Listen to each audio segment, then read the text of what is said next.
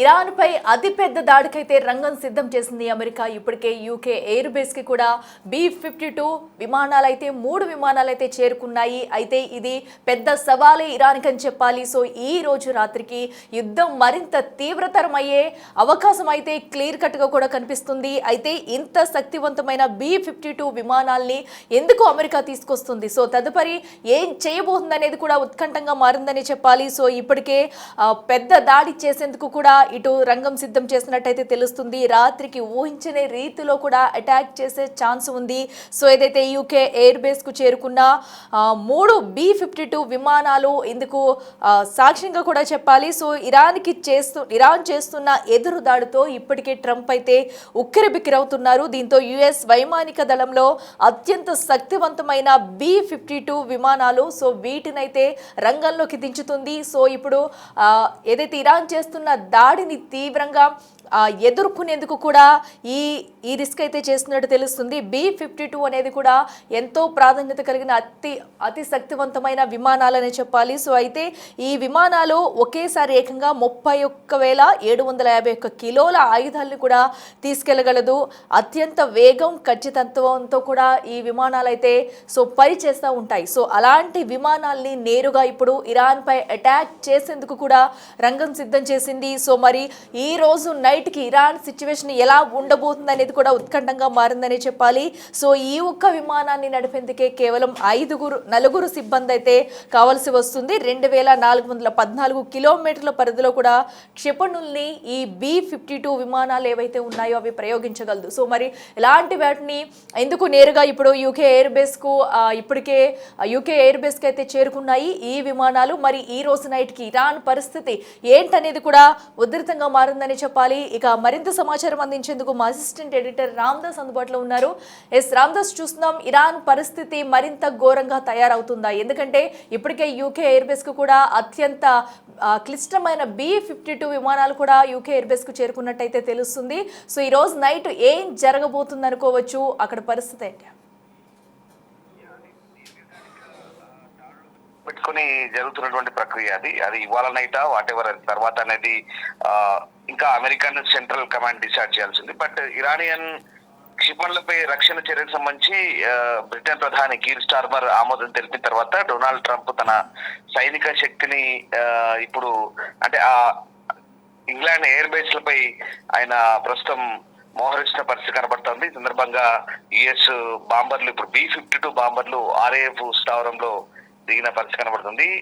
ప్రధానంగా ఈ చెప్పుకునే ఏంటంటే ఐరన్ బట్లర్ల పేరుతో పిలువబడే B-52 ఏవైతే ఉన్నాయో ఇవి స్ట్రాటో ఫోర్ట్రెస్ రన్వే పై దిగుతున్నప్పుడు దీనికి సంబంధించి అక్కడ కొన్ని వార్తా సంస్థలు మనకు బయటపడ్డాయి. ఇది గ్లౌసెస్టర్ షేర్ అంటారు. ఇక్కడ RAF ఎయిర్ బేస్ ఉంటుంది.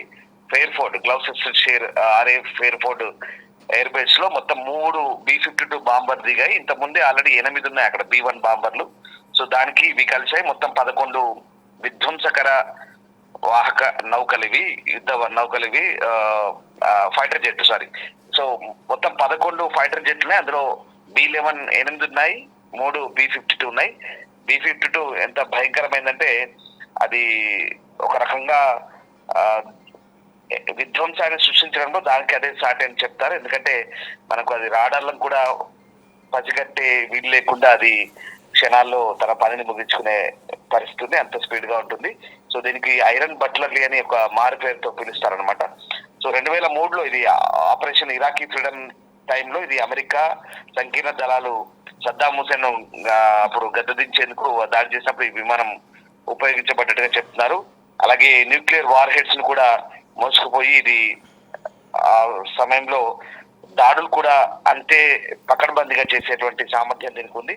సో ఈ B-52లో ఒకదానిపై బాంబర్ బ్యారన్స్ అంటూ కూడా నినాదాలు రాస్తున్న పరిస్థితి కనబడుతుంది. యుఎస్ వైమానిక దళం యొక్క 23వ బాంబ్ స్క్వాడ్రన్ దీని ముద్దు పేరు పెట్టినారు. ఆ రకంగా ఇది B-1లు మొన్ననే వచ్చాయి. వారం తర్వాత మళ్ళీ ఇప్పుడు ఈ B-52 బాంబర్లు RAF స్థావరంలో అక్కడ చేరుతున్న పరిస్థితి కనబడుతుంది. సో ఒక్కొక్కటి దాదాపు 2 బిలియన్ల వరకు ఖరీదు చేసే ఈ వ్యూహాత్మక బాంబర్లు ప్రపంచంలోనే అత్యంత వినాశకరమైన క్షిపణులను మోసుకెళ్తూ గుర్తింపు లేకుండానే సుధీర మిషన్లను నిర్వహించగలిగినటువంటి సామర్థ్యం కనబడుతుంది. దాంతో పాటు ఇప్పటికీ అక్కడ ఆ బేస్ లో ఆర్ఐఎఫ్ బేస్ లో గ్లౌసెస్టర్ షేర్ అంటారు, అక్కడ ఆర్ఐఎఫ్ బేస్ లో C5 సూపర్ గెలాక్సీ కార్గో విమానం కూడా ఒకటి ఉంది.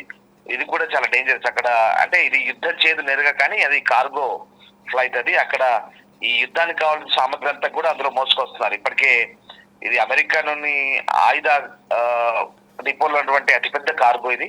సో అందులో M1 అబ్రమ్స్ అనేటువంటి యుద్ధ ట్యాంకులు 2 వచ్చినట్టు తెలుస్తుంది. అలాగే 6 అపాచీ హెలికాప్టర్ గన్షిప్లు అంటారు. సో ఇవి మనకు తెలిసింది. అపాచీ మనం కూడా ఇండియాకి ఇంపోర్ట్ చేసుకున్నాం అమెరికా నుంచి. సో ఆ రకంగా అవి ఉన్నాయి. అలాగే 36 సైనిక వాహనాలు ఉన్నాయి. ఇది C5 సూపర్ గెలాక్సీ కార్గో. ఇది కూడా ఇప్పుడు RAF ఎయిర్ బేస్ కి దిగింది. సో ఈ రకంగా టెక్సాస్ లోని అబిలిన్ డైస్ ఎయిర్ బేస్ నుంచి ఇది నేరుగా గ్లౌసెస్టర్ షేర్ లోకి ఎగిరింది. అక్కడ 7 బాంబ్ వింగ్ నుంచి ల్యాండ్ అయ్యే మొదటి B1 బాంబర్ కు ముందు ఇవన్నీ కూడా వచ్చినట్టుగా చెప్తున్నారు. సో మొత్తం ఇప్పుడు 11 ఉన్నాయి. అంటే ఇవన్నీ కూడా ఈ లెక్కలు ఎందుకు చెప్తున్నానంటే, అమెరికా అధ్యక్షుడు ఇరాన్ ను పెద్ద దెబ్బ కొడతా ఉన్నాడు. అంటే ఇప్పటి వరకు మేము ఇంకా తీవ్రంగా కొట్టడం ప్రారంభించలేదు, ఒక పెద్ద వేవ్ రాబోతుంది, ఒక పెద్ద అలలాంటి దెబ్బ రాబోతుంది, అది కాచుకొని కూర్చున్నట్టు ఇప్పటికే చెప్తున్న పరిస్థితి కనబడుతుంది. సో ఆ రకంగా ప్రస్తుతం ఉన్న సిచ్యువేషన్ లో మరి ఇప్పుడు నేను చెప్పిన లెక్కల ప్రకారం ఎంత విధ్వంసకర డెస్ట్రాయర్లు అంటే ఇవన్నీ కూడా మనం ఊహించుకోవచ్చు ఎంత దారుణంగా ఉంటుందో. సో ఆ రకంగా ఇవన్నీ కూడా పోగు చేస్తున్నారు. ఆ రకంగా ప్రస్తుతం కొన్ని వందల టన్నుల బరువు ఉండేటువంటి విధ్వంసకర పేలోడ్లను, అంటే ఆ పేలోడ్ ఏవైతే ఉన్నాయో, సో మందుగుడు సామగ్రిని మోసుకుపోయి అక్కడ శత్రువు టార్గెట్ల మీద జారబెట్టి అంతే సునాయాసంగా మళ్ళీ తిరిగి వచ్చేటువంటి విమానాలు ఇవన్నీ కూడా. సో అధునాతన రాడార్, GPS వ్యవస్థలు కూడా కలిగి ఉండి, ఎలక్ట్రానిక్ జామర్లు, రాడార్ హెచ్చరికలు, శత్రువుల నుంచి రక్షించడానికి ఒక డెకాయ్ వ్యవస్థను కూడా కలిగి ఉంటాయి. మనకు ఒక విషయం చెప్పాలి, ఇక్కడ సిరియా, లిబియా, ఆఫ్ఘనిస్తాన్, ఇరాకుల్లో ఉపయోగించిన ఈ B1 దాదాపు 34 టన్నుల ఆయుధాలు సామాగ్రిని మోసుకెళ్లే పరిస్థితి. సో ఇప్పుడు ఆ B1 మొన్న ఆఫ్ఘనిస్తాన్ రీసెంట్ గా మనకు ఒసామా బిన్ లాడెన్ పై అటాక్ చేసినప్పుడు ఆఫ్ఘనిస్తాన్ కొండలను ఏ రకంగా పీల్చి పిప్పి చేశారు B1 బాంబర్లతో. ఆ B1 బాంబర్లు ఇప్పుడు ఈ B-52 బాంబర్లు. అలాగే సిరియా మీద వాడారు, లిబియా మీద వాడారు. మీకు ఇందాక చెప్పినట్టుగా 2003లో అప్పుడు సద్దాం హుసేన్ గద్దదించేందుకు సంకీర్ణ దళాలతో కలిసి అప్పుడు వాడారు. అంటే మనం అర్థం చేసుకోవాలి, ఈ ఉదాహరణలన్నీ ఎందుకు చెప్తున్నాను, పాత స్టోరీలు, పాత నేపథ్యాలు ఎందుకు చెప్తున్నానంటే, అప్పుడు ఏవైతే వాడారో అప్పుడు ఎంత తీవ్రంగా యుద్ధాలు జరిగాయో ఇప్పుడు అదే తీవ్రతను మనకి ఇక్కడ ప్రతిబింబిస్తుంది చాలా క్లియర్ గా. అంటే అంత అమెరికా అమ్ముల పొదిలో ఉన్నటువంటి ఏవైతే అధునాతన సాంకేతికతతో కూడుకున్నటువంటి అత్యంత విధ్వంసకర ఈ ఫైటర్ జెట్ ఉన్నాయో అవన్నీ కూడా ఇప్పుడు మళ్ళీ ఇరాన్ పై మోహరించే అవకాశం ఉంది. అంటే దీన్ని బట్టి మనం అర్థం చేసుకోవచ్చు ఎంత సీరియస్ గా ఉన్నారో. అంటే ఇప్పుడు ఇరాన్ నుంచి ప్రతీకార దాడులు కూడా అంతే భీకరంగా ఉన్నాయి. మరి ఈ దాడులు చూస్తుంటే అటు ట్రంప్ కూడా ఒక రకంగా నిద్ర పట్టడం లేదు, ఎందుకంటే ఇరాన్ నుంచి కూడా ఊహించలేని రిటాలియేషన్ స్ట్రైక్స్ ఉన్నాయి. మరి ఖచ్చితంగా వాళ్ళని అణిచివేయాలంటే ఇలాంటి అధునాతన యుద్ధ సామాగ్రి, వాళ్ళ అమ్ముల పొదిలో ఉన్నటువంటి విమానాలన్నీ కూడా బయటకు తీయాల్సిన పరిస్థితి కనబడతా ఉంది. సో గైడెడ్, అన్గైడెడ్ ఆయుధాలన్నీ కూడా ఈ పేలోడ్ ను మోసుకెళ్లేటువంటి మల్టీ మిషన్ బాంబర్స్ ఇవన్నీ కూడా US వైమానిక దళంలో ఏవేవైతే ఉన్నాయో అవన్నీ కూడా ఇప్పుడు బయటకు తీస్తున్నారు. సో ఆ రకంగా లాంగ్ రేంజ్ క్షిపణులను మోసుకుపోతాయి.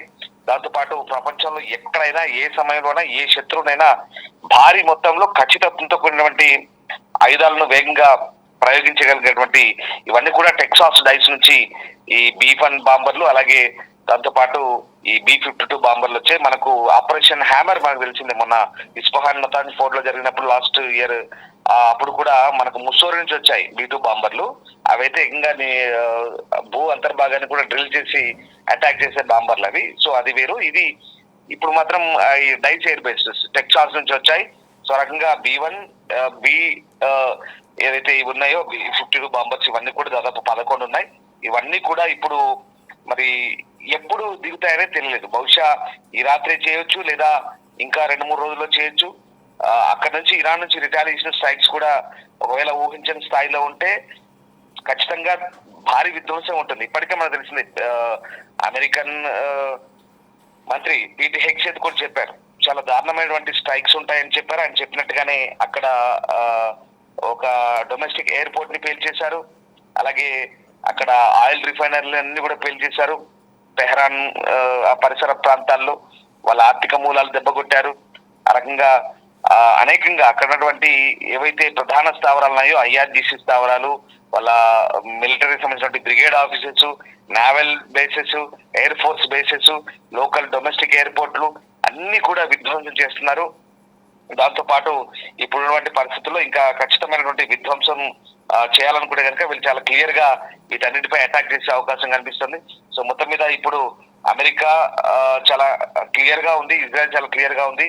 ఈ దాడులకు సంబంధించి ఇప్పటికైతే ఉధృతం చేస్తామంటూ చెప్తున్న నేపథ్యంలో మరి B1, B-52, B-2 బాంబర్లను ఇప్పటికి ప్రయోగించేందుకైతే ఈ RAF ఎయిర్ బేస్ అయితే ఏదైతే ఉందో గ్లౌసెస్టర్ షైర్ నుంచి ప్రస్తుతం ఇది విల్ట్ షైర్ సరిహద్దులో ఉన్నటువంటి ఎయిర్ బేస్ ఇది.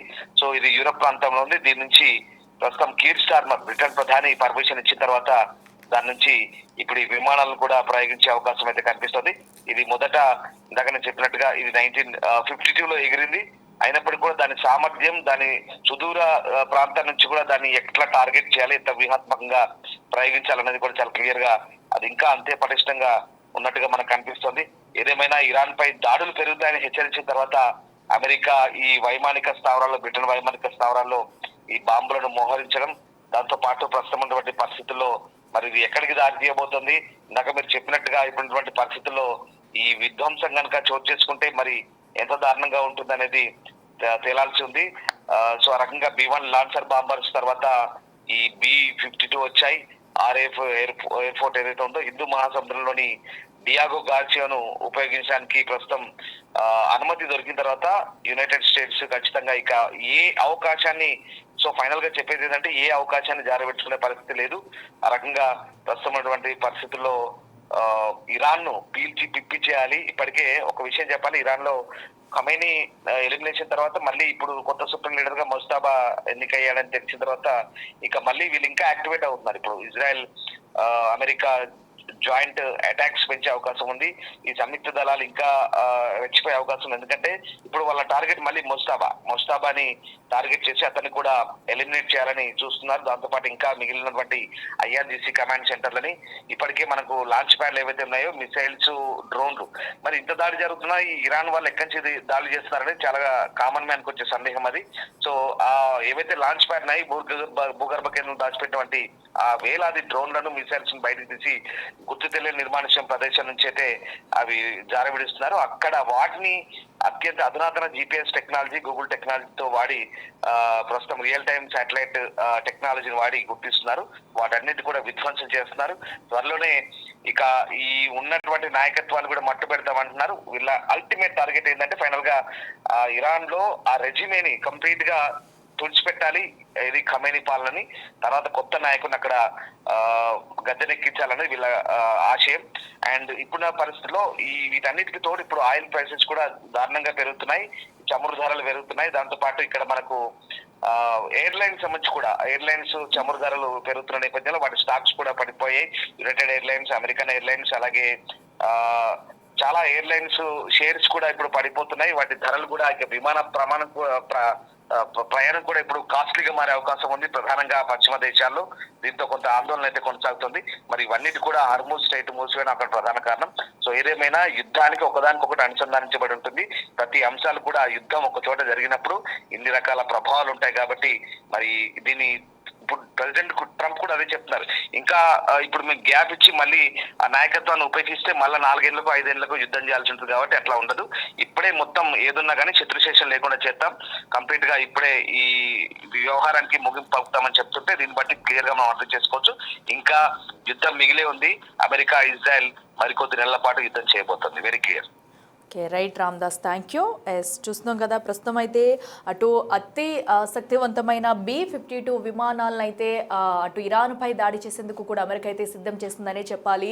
సో ఎంతో సామర్థ్యం గల విమానాలను ఇప్పుడు ఎందుకు అమెరికా తీసుకొచ్చింది, సో వీటితో ఎప్పుడు ఇరాన్పై అటాక్ చేయనుంది. ఇప్పటికే ఈ విమానాలు కూడా UK ఎయిర్ ఫోర్స్కి అయితే చేరుకున్నాయి. సో వీటితో కనుక యుద్ధం మొదలు పెడితే ఇరాన్కి అతి తీరని నష్టం జరుగుతుందని చెప్తున్నారు. ఇరాన్ పరిస్థితి ఏంటనేది కూడా ప్రశ్నార్థకరంగా మారింది. సో అందుకు తగ్గట్టుగానే అదే ధీటుగా కూడా ఇరాన్ అయితే ఒక పక్కన ఎదురు దాడి చేస్తూ వస్తుంది. మరి ఈ B-52 విమానాలు అనేవి కూడా ఎంతో కీలకమనే చెప్పాలి. సో అలాంటి వాటిని ఇప్పుడు ఇరాన్ పై కూడా దాడి చేసేందుకు ప్రయోగించడానికి కూడా అమెరికా అయితే సిద్ధమైందని చెప్పాలి. ఇప్పటికీ ఈ విమానాలు సైతం కూడా అటు యూకే ఎయిర్ బేస్ కి అయితే చేరుకున్నాయి. మరి వీటితో ఎప్పుడు ఎంట్రీ ఇవ్వబోతుంది, సో వీటి ఎఫెక్ట్ ఎలా ఉండబోతుంది, దీన్ని ఇరాన్ ఎలా తిప్పుకొట్టుబోతుంది అనేది కూడా వేచి చూడాలి.